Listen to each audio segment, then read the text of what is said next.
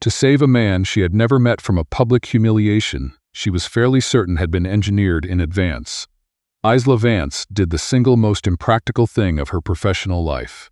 She didn't know, until it was far too late to reconsider, that the man was Conrad Ashby, and that the lie she told on his behalf would eventually unravel a secret her own family had been carrying for 30 years. The Fairmont Ballroom on a Tuesday evening in October was exactly the kind of place that made Isla want to be somewhere quieter, somewhere with bad lighting and reasonable portion sizes, and nobody wearing a watch that cost more than her rent. She was there for work. She was always there for work. She was managing the flow of a children's hospital fundraiser. 240 guests, a live auction, a keynote that had run 4 minutes long, and a pastry chef who had opinions about the dessert table arrangement that she had been diplomatically ignoring since 6 o'clock. She had a clipboard, a Bluetooth earpiece, and the particular expression of someone who has organized chaos so often it no longer reads as chaos to her. Then she heard 2 men near the coat check, voices low, words precise. The complaint's already been filed. When Ashby's near the podium, pull him out, loudly. Make sure the cameras catch it. A pause. Prescott wants this remembered. Isla stopped walking. She had grown up in Scarborough, had worked her way through Ryerson on catering shifts and holiday event gigs, and had spent 7 years coordinating functions for people who moved large amounts of money and expected everything around them to be seamless. She had a reliable sense for when something was off. What she'd just heard was not off. It was deliberate and cold and clearly planned well before tonight. She didn't know Conrad Ashby personally. She knew his name the way anyone in Toronto who worked adjacent to real estate development knew his name. Unavoidably, and usually in the context of something large being built. She knew what he looked like from industry events she'd coordinated.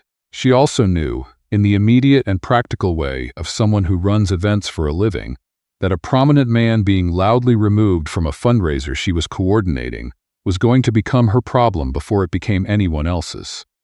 She found him near the far windows, looking at the far side of the room, with the particular stillness of someone accustomed to being observed and refusing to perform for it.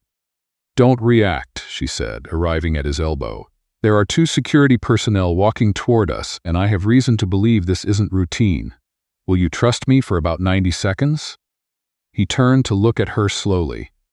He had the kind of face that communicated, without effort, that being interrupted was something that happened to other people. "I don't know you," he said. "I know. Trust me anyway." She took his arm. He didn't pull back, possibly from surprise, possibly from the rapid assessment of a man who knew how to read a situation. Isla didn't wait to find out which. She turned to the approaching security with the particular smile she reserved for moments when she needed a room full of people to believe something that wasn't entirely accurate. "Mr. Ashby is here with me this evening," she said pleasantly and with complete authority. "I coordinated the guest list personally. Is there a concern I can help clarify?" The senior guard hesitated. Across the ballroom, a man in a gray suit, Warner Prescott, she recognized him now, watched with the expression of someone whose plan was not going the way it was supposed to. The guards exchanged a look, murmured something about a miscommunication, and retreated. Isla kept smiling until they were gone. Then she released Conrad's arm and turned to him. "There's a side office down the hall," she said. "It has 2 uncomfortable chairs and some supply shelving, but it's private. I'd like to explain what I just heard." He looked at her for a moment, then lead the way. When the door closed behind them, Conrad turned and looked at her properly for the first time. "That was either very impressive or very reckless," he said. "Both," Isla said, about equally. She told him what she'd overheard. He listened without interrupting, which she appreciated. When she finished, he was quiet for a moment, then confirmed what she had suspected. The complaint was manufactured. Prescott had been systematically working to discredit him through regulatory filings and planted accusations for the better part of a year. Tonight was about reputation, about getting a photograph of Conrad Ashby being escorted out of a charity event circulating before he could explain anything. "Why?" she said. He told her. Prescott's development company had been quietly acquiring properties that had historically belonged to Ashby Corp's family trust. 3 acquisitions in the last 2 years, all made possible by legal challenges that kept Conrad too occupied to look closely at what was moving behind the noise. He was close to understanding the pattern. Prescott apparently knew it. "So he needs you discredited before you finish connecting the pieces," Isla said. "That's my understanding." She thought about this. Then she thought about something else. The 6 months of slow erosion she'd been trying not to attribute to anything specific. The preferred vendor contracts that had quietly disappeared, the hotel accounts she'd lost, the events that had redirected to other coordinators without explanation. Prescott's development group had influence over enough hospitality procurement to apply pressure without leaving fingerprints. "Your problem and my problem have the same source," she said. He looked at her with something that wasn't quite surprise. "Possibly." Isla crossed her arms. She thought about the evening she'd had, and the evening she still had ahead of her. Then she thought about the fact that she was standing in a room with a man who was being systematically dismantled by someone else's scheme, and that she had already, on instinct, intervened, which meant she was already involved whether she chose to be or not. "What would actually help you?" she said. Conrad was quiet for a moment. "Prescott is watching everything I do, every meeting, every inquiry, every contact. If he believes I'm here in Toronto for professional reasons, he watches professionally. If he believes I'm here for personal reasons, he watches differently," she said, "or not at all." 30 days, he said. "We appear together. People talk about the relationship instead of the investigation. I have cover to look where I need to look." Isla looked at him. "You want to pretend to be engaged. It requires less explaining than business associate. You realize you just proposed to me in a storage room. Side office. There are mops." "Two," he acknowledged. "I'd prefer to pretend I proposed somewhere more appropriate, if you're cooperating." She thought about it for exactly as long as it took to recognize that the answer was already obvious. "Rules," she said. He waited. "Rule 1. You don't make decisions about my schedule or my involvement without asking me first." "Agreed." "Rule 2. When we're not in public, you don't have to perform." "I don't perform." Isla looked at him levelly. "Conrad, you straightened your jacket 3 times while standing completely still. You perform constantly. It's not a criticism. Just don't do it for me." A pause. "Fair." "Rule 3. You don't arrive at my apartment without notice." "Obvious." "Rule 4, she considered. Stop doing that thing with your face." He blinked. "Which thing?" "The thing where you look at me like you've already anticipated everything I'm going to say and found it mildly insufficient. We've known each other for 12 minutes. And yet." He pressed his lips together. She noticed he was actively resisting something. "Is there a Rule 5? "I'm still working on it." She held out her hand. He shook it once without ceremony. 30 days, she said. 30 days, he agreed. The following Sunday, Isla brought Conrad to her parents' house in Scarborough. Her father Arthur was a retired accountant who kept a very organized garage and had opinions about property tax assessments. Her mother Helen made food in quantities designed for emergency. Her brother Finn, 22, was studying at Toronto Metropolitan and had the specific social agility of someone who understood that appearing harmless was a competitive advantage. Arthur Vance dropped his coffee mug. It didn't shatter dramatically.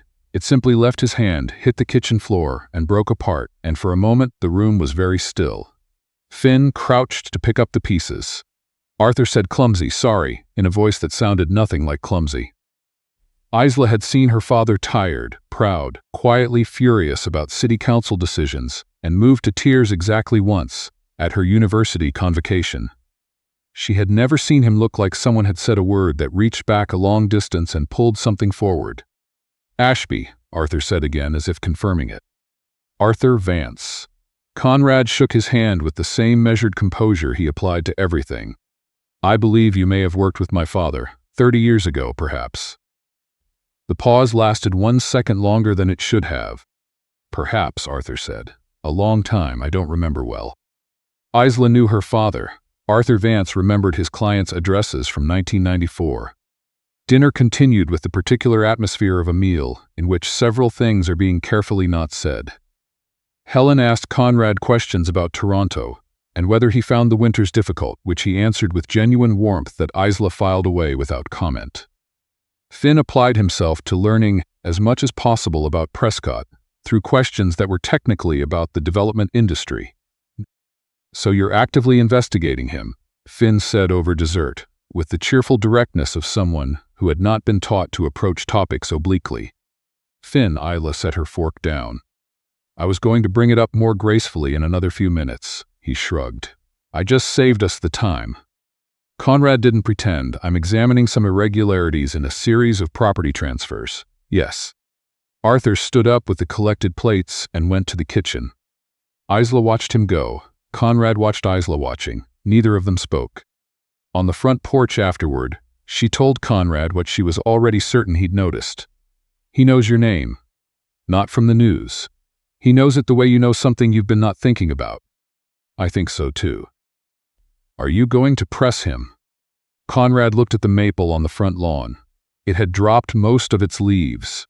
The street had that particular November stillness of a city settling in for the long part of the year. "Not tonight," he said. "People who've been carrying something for a long time don't let it go because someone asks directly. They need to decide to put it down." She looked at him. He'd said it without judgment, as a simple observation. "He's not a bad person," she said, because she needed to say it plainly. "I don't believe he is," Conrad said. "That's not always the same thing as being without fault." She didn't have an answer for that yet. She wasn't sure she was supposed to. The arrangement required them to be seen together, which required them to be together, which produced a series of situations neither of them had adequately prepared for. At a gallery opening in the distillery district, someone asked how they'd met. Isla said, "At work." At the same moment, Conrad said, "At an event." They looked at each other. "He attended an event I was coordinating," Isla said. "For work, his work, so both are accurate." "Deeply romantic," Conrad added, in the tone of someone citing a footnote. Finn, who had arrived without being invited, appeared beside them with a glass of something sparkling. "They're also not very good at telling the story," he told the woman who'd asked. "Just so you know what you're working with."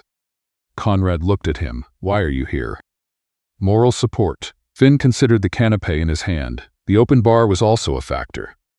The dancing was worse. A colleague of Isla's organized a benefit dinner with a small band, and appearing to be a couple with any credibility required, at minimum, one dance. Conrad approached this with the confidence of someone who had attended ballrooms in 4 countries. Isla informed him he was already doing it wrong.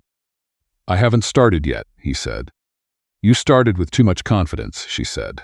"That's a form of doing it wrong." Finn watched from a chair, with the expression of someone who has been given a gift. On the 3rd attempt, she stepped on his foot. On the 4th, she stepped on it again in the same place. Conrad looked down at the approximate location of his left foot and then up at her. "I'm starting to develop a theory," he said. "You're putting your foot in the wrong position. It's been in exactly the same position each time. Then you should have learned to move it." Finn had stopped making any effort to suppress his laughter. Conrad, for the first time in Isla's experience of him, lost the composed expression entirely, and she found, without entirely meaning to, that she was laughing too. For a few minutes, Prescott and the investigation and the unsigned contracts that had been quietly evaporating for 6 months disappeared, and it was just a badly organized dance and 2 people who were, against most reasonable expectations, enjoying each other's company. The note arrived at Conrad's hotel 3 days later. A folded sheet, no return, delivered by hand to the front desk. A single line: "Walk away from the property question. What was resolved is resolved. The woman loses work if you don't." He brought it to her the next morning, arriving 9 minutes earlier than agreed, which she pointed out. "You're early." 8 minutes. That's still early. He handed her the note without preamble. She read it once. The humor left her face. "You came to end the arrangement," she said. "The situation has changed. Someone knows we're connected and is willing to use that. Someone tried to scare you by putting my name in a sentence. That's different from actually threatening me." Isla. "Rule 1, Conrad." She folded the paper along its original crease and handed it back. "We've had this rule since the beginning." He was quiet for a moment.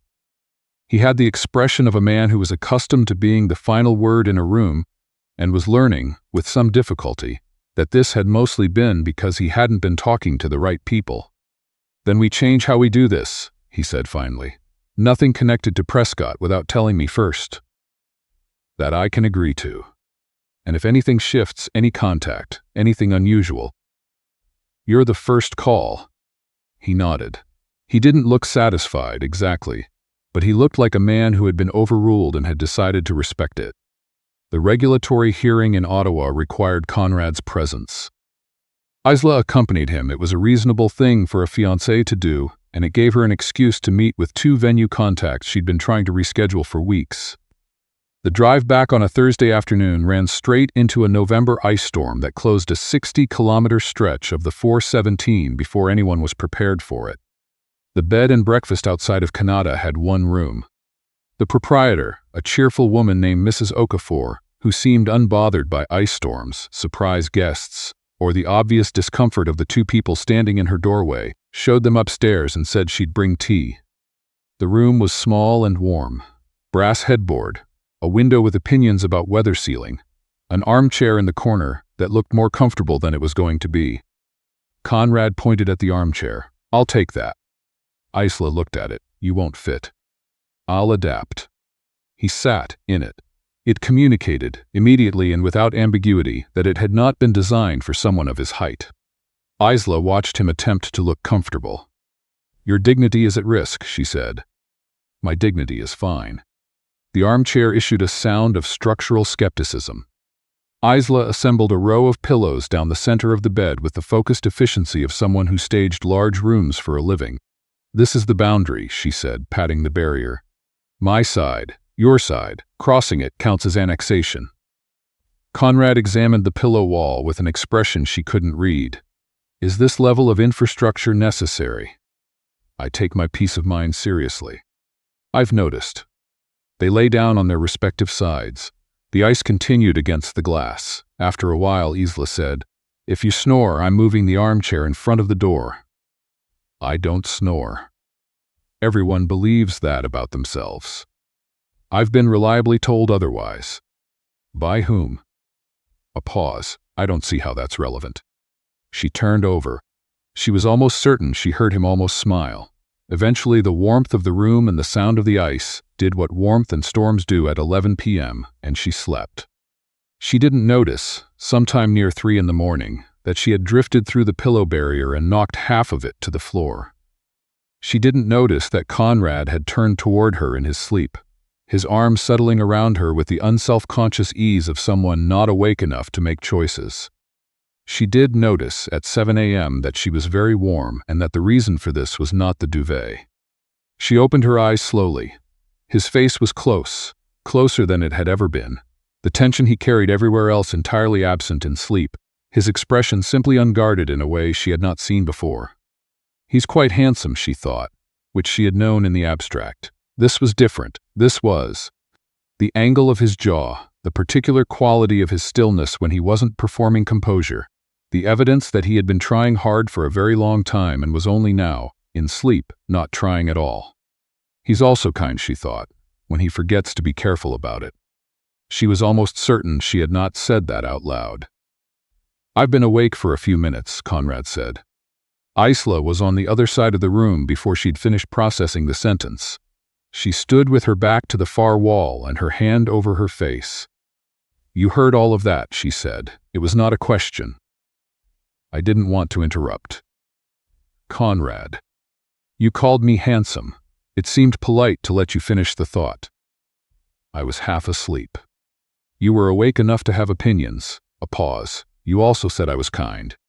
She kept her hand over her face. The window was still going.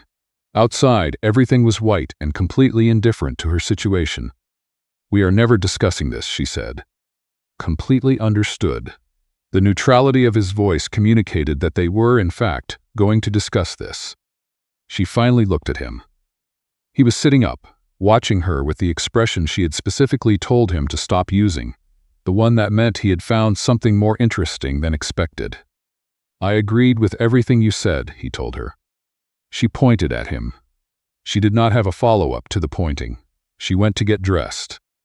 Behind her, she heard him not quite successfully suppress something that was not quite laughter. It was Finn who found the key. He had been clearing boxes from Arthur's basement. Arthur had asked him to deal with some old work files, and Finn, with the particular instincts of someone who does not fully understand why he isn't supposed to be curious about things, had opened several folders before bringing them upstairs. Among the tax documentation and property records from the late 90s was a small credit union key attached to a slip of paper in Arthur's handwriting. For Isla, she'll know what to do. Isla held it for a while before she showed Conrad. He read the note and said nothing, which she had come to understand was his version of taking something seriously. The credit union was in Scarborough. The box held 30 years of careful preservation, Arthur's original audit report, fully annotated, flagging discrepancies in a series of property transfers, copies of contracts with signatures that matched records Conrad had been unable to locate, and a letter addressed to no one, in Arthur's careful accountant's handwriting. I found what I found. I was told what would happen to my wife and children if I submitted it. I chose my family. I have never stopped knowing that was both the only decision I could make and not the right one. I kept a copy because I believed that one day someone would come looking. I hope it is enough. I am sorry it took me this long to be useful. Conrad stood in the small private room of the credit union and read it twice. Then he set it down carefully. He protected your family, he said. He hid evidence that could have ended this 30 years ago. Both things are true. Conrad's voice was quiet. He kept it. He didn't destroy it. He only couldn't be the one to use it himself. Isla looked at her father's handwriting. She thought about a coffee mug falling from steady hands. She thought about a man who had spent 3 decades with a safety deposit box key and a letter, and the specific weight of something chosen and not chosen at the same time. He's been waiting, she said, since the beginning. Conrad picked up the documents with both hands, as carefully as the situation deserved. Then let's not make him wait any longer. Prescott's final property transfer was scheduled to close in 48 hours, a move designed to push the last 3 assets offshore before the audit trail could be formally reconstructed. Conrad and Isla spent the better part of 36 hours assembling documentation, cross-referencing dates, and preparing a submission for the regulatory board. Finn, without being asked, produced a color-coded binder of organized evidence that he had apparently spent the previous night compiling. He had simply walked into the regulatory board office that morning and asked to speak with someone about fraud. You just walked in, Isla said. I brought the binder, Finn said. People respond well to binders. The sale was blocked on a Thursday afternoon. Not dramatically, but with the quiet finality of a regulatory hold, arriving at precisely the wrong moment for someone's interests. Prescott's filings were flagged. The investigation opened. The properties didn't move. Warner Prescott had approached Isla once, during the final 48 hours, with the reasonable tone of a man who has decided that calm is more unnerving than anger. He suggested, without specifying, that Conrad was someone who left damage in his wake, and that she might want to consider her position carefully. He's not the man you think he is, Prescott said. Isla looked at him steadily. Neither are you, as it turns out. The regulatory investigation that Prescott had manufactured against Ashby Corp didn't close overnight. There were months of process ahead. Filings, reviews, a legal timeline that moved the way these things move, which is to say slowly and without regard for anyone's preference. Conrad was honest about it. Parts of his business were on hold. There was real uncertainty about how long. He told her the 30 days were done.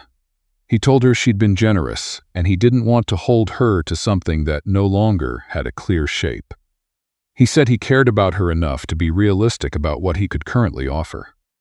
He said it carefully and with evident effort in the lobby of her building on a Sunday in December with the thin gray light coming through the glass doors. You're doing it again, she said when he finished. What? Deciding what's best for me. Isla. Rule 1, she hadn't raised her voice. She didn't need to. He stopped. You sat in an armchair that was genuinely unsafe because you didn't want to inconvenience me, she said. You read my father's letter and didn't say a single thing that would have been easy but wrong. You let me handle the Prescott conversation myself even though I could tell you wanted to intervene. She crossed her arms. I know what I know. The question is whether you're going to stand here and tell me you're protecting me, and I'm going to tell you that's not your call, and at some point you're going to realize this is an argument you can't win. He looked at her for a long moment. You are the most difficult person I've ever made an arrangement with, he said. I'm going to take that as a compliment. She went inside. Through the lobby glass, she watched him stand on the sidewalk and then sit in his car and not move for a full minute before driving away. She went home. She made tea. She was not entirely fine, but she was the kind of not fine she knew how to carry, and she carried it with the competence she brought to most things. 6 months later, the investigation cleared. Prescott's manufactured filings were formally discredited. The regulatory hold on Ashby Corp lifted on a Wednesday morning, and by Thursday evening, Conrad was standing in the lobby of the Fairmont with a bouquet of dahlias that Finn, texting from behind the coat check, described as pretty serious flowers. She was coordinating a gala. Different event, same building, almost exactly 8 months after the night they met. She finished the keynote setup, confirmed the catering timeline, had a productive conversation with the AV technician about a projector with commitment issues, and then walked downstairs. Conrad was standing near the coat check. He looked, she noticed, like a man who had arrived and was now less certain than he'd been before arriving.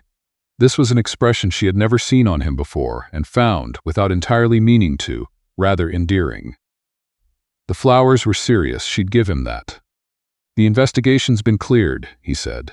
As of this morning, I wanted to tell you in person. I heard, she said. Finn has a Google alert.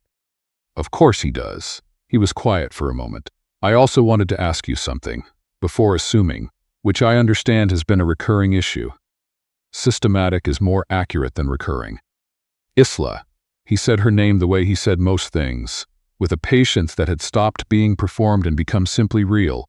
Would you be willing to have dinner with me? Not as an arrangement, not as anything except dinner. She took the flowers. One condition, she said. He waited. Tell Finn he's not invited. Conrad looked past her. He's behind the coat check, isn't he? He's been there for 12 minutes. From behind the door, Finn's voice said, I can hear everything. Go home, Finn, Isla said. A pause, footsteps, the sound of the lobby door. Conrad looked at her, and she looked at him, and for the first time in a long time, neither of them was managing anything. I have 240 guests upstairs, she said, and a projector situation that isn't entirely resolved. Tomorrow, then. Tomorrow. He nodded once. He didn't say anything else. She went back to her banquet room, flowers in hand, and managed the rest of the evening with the complete professional competence of someone whose work is entirely intact and whose life has just quietly turned towards something she can't name yet but is no longer afraid of. The actual proposal came the following May, in the backyard of her parents' house in Scarborough, because he had asked where she would feel most herself, and she had said Scarborough, and he had accepted that without making it mean more than it did. He didn't have a speech. We started this with an arrangement, he said. 30 days, specific terms, your rules. My rules were excellent. Most of them. She looked at him. He was holding a ring box with the same steadiness he brought to everything, and the May light in her parents' backyard was doing something very good to the afternoon. I'd like to ask this time, he said. No deadline, no terms, just will you? Isla looked at him for a moment. Then she said, You already know the answer. I know, he said. I wanted to ask anyway. She laughed. He opened the box. Through the kitchen window behind them, Finn could be seen making what appeared to be a triumphant scoring gesture, which Isla decided she was above responding to. She said yes. Later, when people asked how they had met, Conrad said she had saved him from being publicly removed from a charity gala. Isla said she had made a practical decision about a logistical problem. Conrad said she had reached across a room full of strangers for someone she didn't know yet. Isla said he had done exactly the same thing for her family, and that had not been part of any plan either. They never agreed on who had fallen for the other first, and neither ever admitted it directly. But they agreed on this. It had started with Isla Vance making an impulsive decision in a crowded room for a man whose name she barely knew, and for the first time in a very long time, the impulsive thing had been exactly right. Because sometimes the unplanned choice is the one that changes everything, and the life we never thought to arrange for ourselves turns out to be the only one we actually wanted.